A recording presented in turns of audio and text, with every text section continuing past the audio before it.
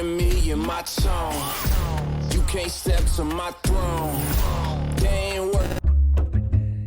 Halo semuanya, balik lagi bersama saya Sam Akfa di sini. Jadi kali ini Mimin mau bahas salah satu film favorit saya juga, yang sebenarnya favoritnya karena ada tante-tante kesukaan saya sejak saya masih SMP. Film ini berjudul We Are The Millers. Ya, We Are The Millers. Pemerannya itu makanya saya bilang saya paling suka adalah Jennifer Aniston. Dan ini tante-tante berumur kayaknya lebih dari 40 tahun dan masih masih seperti itu. Oke, jadi kalau secara garis besar film ini tentang sebuah keluarga yang ingin mengirim jadi punya kegiatan untuk mengirim rumput cimeng ke sebuah kota Meksiko, yang mana keluarga ini ternyata bukan keluarga asli, tapi di tengah-tengah itu mereka seperti keluarga asli. Bingung kan? Saya juga bingung. So, jadi bagaimana ceritanya? Mending kita langsung aja ke pembahasan alur cerita film We Are The Millers 2013. 1, 2, 3, fuck it.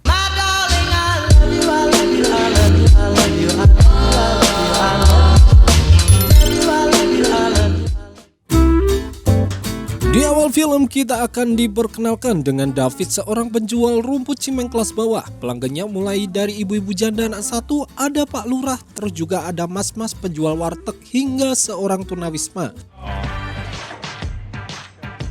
Di apartemennya, David memiliki seorang tetangga bernama Rose yang berprofesi sebagai penari striptis, yang mana itu adalah tante-tante Jennifer Aniston.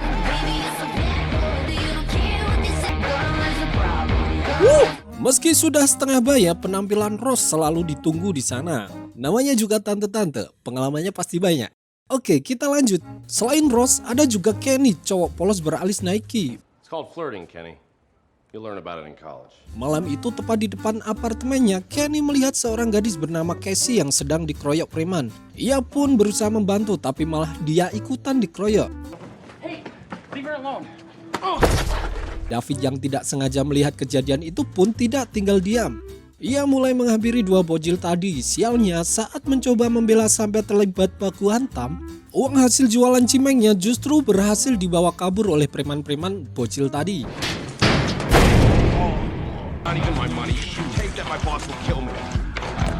Dan sejak saat itu, kehidupan David langsung berubah layaknya anak kos di akhir bulan. Siang itu saat David nongkrong di warteg, David tiba-tiba diculik oleh anak buah Brad, gembong rumput cimeng yang juga atasannya.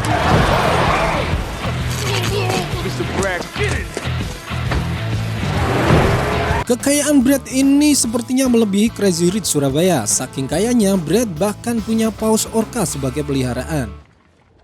So you bought a whale? Well, I don't like sports cars. Siang itu saat Brad mengetahui bahwa David tidak membawa setoranya, ia langsung memberinya pekerjaan baru sebagai ganti rugi. Ia menyuruh David mengambil stok rumput cimeng di Meksiko, dan itu berarti David harus melalui jalur perbatasan yang sangat dijaga ketat. You don't have a fucking choice. Karena iming-iming gaji menggiurkan, David pun menyanggupinya. Keesokan harinya saat sedang nongkrong bersama Kenny, David melihat sebuah keluarga dalam mobil van. Dari situ David langsung berpikir untuk melakukan penyamaran demi kelancaran misinya. Thank you, dickheads! David pun memutar otak untuk membentuk sebuah keluarga. Pertama, ia mengajak Rose, tetangganya yang seksi, untuk berperan menjadi istrinya. Namun Rose langsung menolaknya mentah-mentah. Untung saja Kenny dan Casey bersedia menyamar menjadi anaknya dengan iming-iming $1.000. I've always wanted a sister.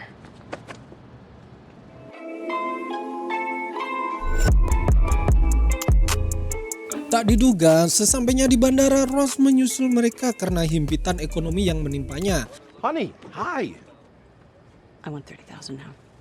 Fucking way. Kini keluarga jadi-jadian yang menamai dirinya The Millers itu sudah lengkap. Ada Rose sebagai ibu yang seksi, ada David sebagai ayah yang kurang kerjaan, ada Kenny sebagai anak laki-laki polos banget, dan Casey sebagai anak perempuan yang sebenarnya berandal. Perjalanan mereka ke Meksiko pun dimulai dengan van yang telah disediakan oleh David. Usai melewati perbatasan negara Meksiko dengan dalih piknik keluarga, David mulai melaju ke kampung gembong rumput cimeng yang dimaksud Brad. Meski terpencil, kampung itu dijaga oleh mas-mas bersenjata lengkap. David pun disambut oleh pria kekar, sebut saja Bob, yang langsung menodongkan pistol ke mulutnya. Beruntung Bob langsung lunak usai David menyebutkan kedatangannya atas suruhan Pablo Cacconi. Dengan beragam akal, David berusaha menyembunyikan rumput cimeng itu di dalam kulkas, laci, bahkan lemari mobilnya. Tak jauh dari perjalanannya meninggalkan kampung tadi, seorang polisi menyegat Van David. Namun tanpa diduga, polisi itu ternyata penyuka rudal sama rudal. Ia bahkan berkenan tidak memeriksa Van David dengan syarat ia harus menghisap rudal milik polisi itu. Karena David merupakan bapak yang baik, ia menyerahkan pekerjaan ini pada anaknya, Kenny. Okay, this like gay panic situation you're having. Belum juga Kenny memulai sedot menyedotnya, polisi itu memilih bayaran 1.000 peso. Tentu angka itu sangat kecil bagi David, yang langsung memberinya dan gagal menumbalkan Kenny. Perjalanan berlanjut. Di dalam tol, David bertemu dengan pengguna van lain yang langsung menyapa mereka dengan semangat. Keluarga itu terdiri dari Don, sang ayah, Eddie, sang ibu, dan Melissa, putri sematawayang mereka yang langsung buat burung Kenny tegak berdiri. Namun ketegangan Kenny itu berhenti saat seorang polisi meminta untuk menggeledah Van David. Out of this recreational vehicle immediately. Okay, I'm just... Meski deg-degan setengah mati, Vanya mau diperiksa, David kembali bernafas lega usai mengetahui sumber gonggongan anjing adalah orang-orang Meksiko yang menumpang secara ilegal di kolong mobilnya.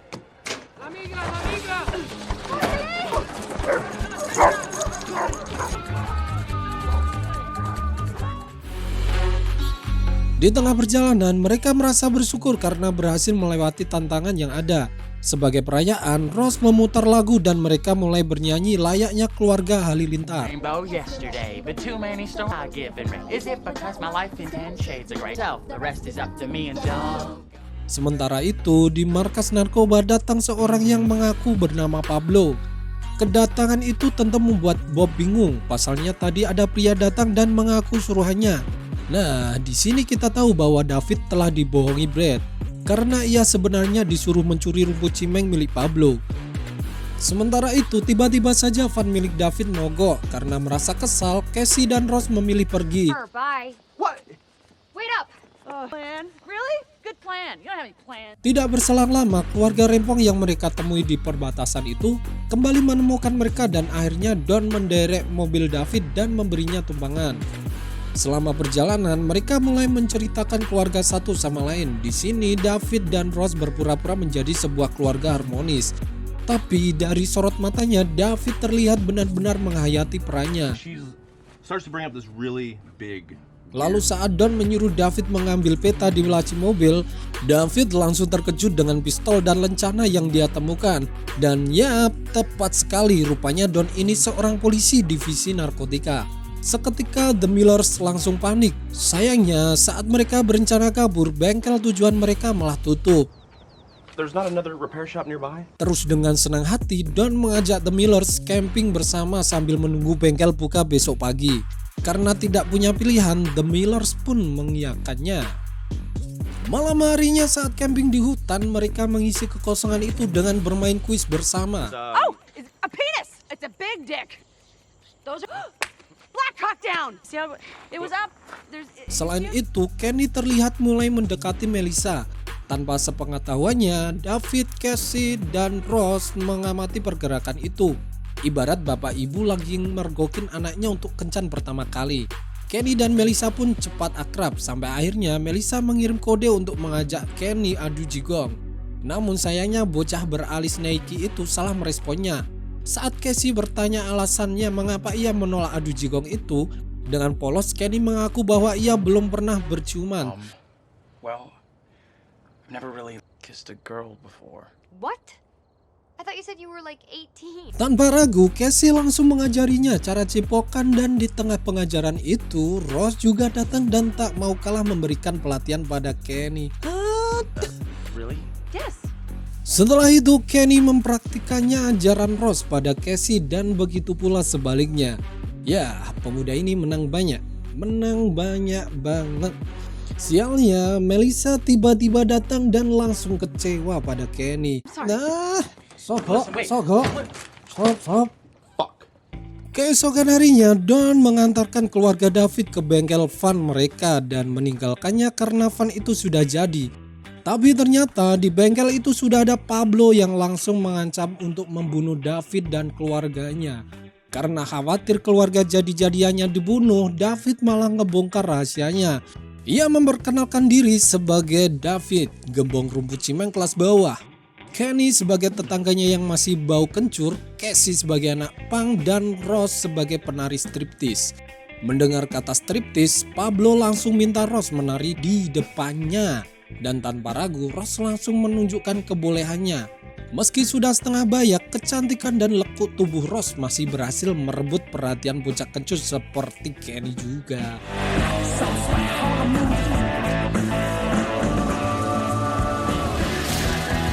Meski sulit, David berusaha fokus untuk menyerang Pablo yang sedang lengah. Untung saja Ross berhasil mengalihkan Pablo sehingga David bisa mengajak keluarga jadiannya melarikan diri. Berkat setir ugal-ugalannya Kenny, mereka berhasil melarikan diri. Namun sialnya, biji Kenny berhasil dicaplok tarantula yang ada di van mereka.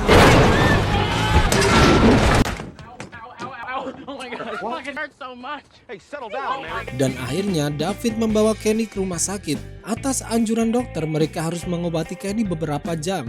Dan di rumah sakit itulah Casey tidak sengaja berkenalan dengan pria tengil yang langsung mengajaknya berkencan. Pria itu bernama Scotty. Sebelum membawa Casey pergi, Scotty diberondong pertanyaan oleh Ross dan David. Seolah-olah mereka ini orang tua yang sedang menyeleksi pacar anaknya. How about that? You have no regrets? Usai berkencan, Casey, Ross, dan David menjemput Kenny di rumah sakit. Di sini David terlihat terburu-buru mendorong Kenny. Ross dan Casey pun memarahinya dan keluarga itu terlibat adu mulut. Tiba-tiba saja, tanpa sengaja David mengatakan tidak akan merelakan $500.000 hilang hanya karena Kenny. Mengingat waktu misinya tersisa 4 jam lagi. Ross dan Casey pun terkejut karena ia hanya dijanjikan $30.000. Anjing ya, suara pitik. Ross dan Casey pun terkejut karena ia hanya dijanjikan $30.000.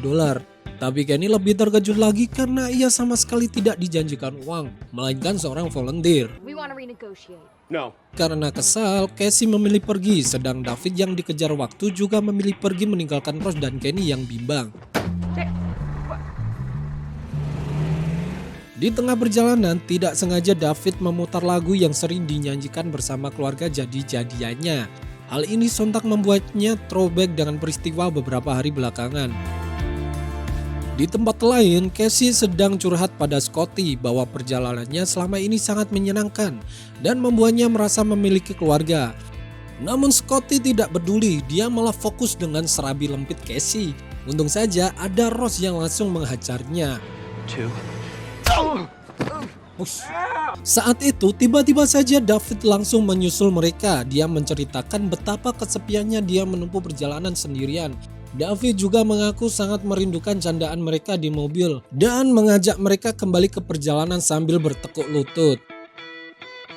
Lagi-lagi The Millers bertemu Eddie dan Melissa, namun Melissa mengatakan kepada Kenny bahwa dia merasa ragu setelah melihat Kenny bercipokan dengan adik dan ibunya sendiri. Kenny yang tidak mau kehilangan harapan Melissa tiba-tiba membongkar bahwa mereka adalah keluarga jadi-jadian yang sedang bertugas menyelundupkan rumput cimeng. Eddie dan Melissa tentu terkejut. Namun keterkejutan itu langsung hilang saat Bob muncul tepat di belakang David. Untung saja ada Don yang langsung menghajar Bob sampai pingsan.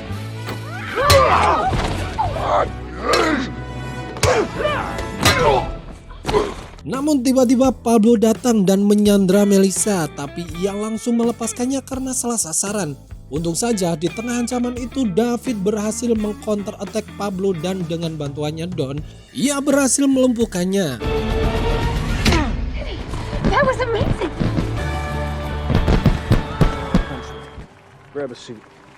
Meski ketahuan sebagai pengedar, Don tetap membiarkannya pergi. Keesokan harinya, David mengantarkan pesanan rumput cimengnya itu pada Brad. Brad pun sangat gembira, apalagi dia sebenarnya tidak berniat membayar David. Nah, tepat saat itu juga Don dan gerombolannya datang menyerbu Brad.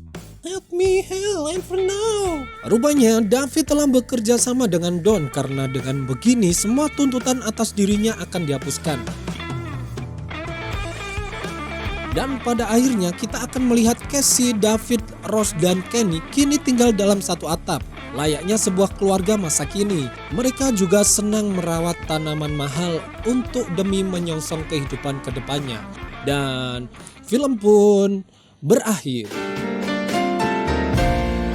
Sungguh ending yang sangat membahagiakan.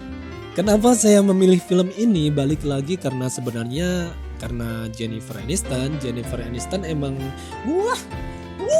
Cuman selain itu karena ceritanya kan ringan, dan selain dari Jennifer Anistonnya saya suka karena juga masa kalian nggak merasa menarik sih ketika ceritanya itu adalah ada sebuah keluarga jadi-jadian yang punya niat masing-masing, tapi di tengah-tengah jalan mereka kayak keluarga sendiri dulu. Orang yang sendiri-sendiri akhirnya bertemu keluarga dan jadi keluarga beneran, ya kan? Jadi intinya bersyukurlah kalau kalian punya keluarga dan sering-sering dikabarin, jangan dicuekin. Terus kalau orang tua kalian marah itu karena orang tua tahu yang terbaik, cuman kalian lebih tahu yang lebih baik buat kalian. Itu dia. Karena itu dari sepengetahuan orang tua kan. Cuma besok kalian kan jalan sendiri-sendiri, gak selamanya hidup sama orang tua. Yang jelas kalau kalian punya keluarga, punya orang tua, bahagiain mereka. Oke? Ya udah, daripada saya terlalu panjang lebar ngomong di sini, seperti biasa saya Sam Akfa mohon undur diri. Sampai jumpa di video kita selanjutnya. Dadah.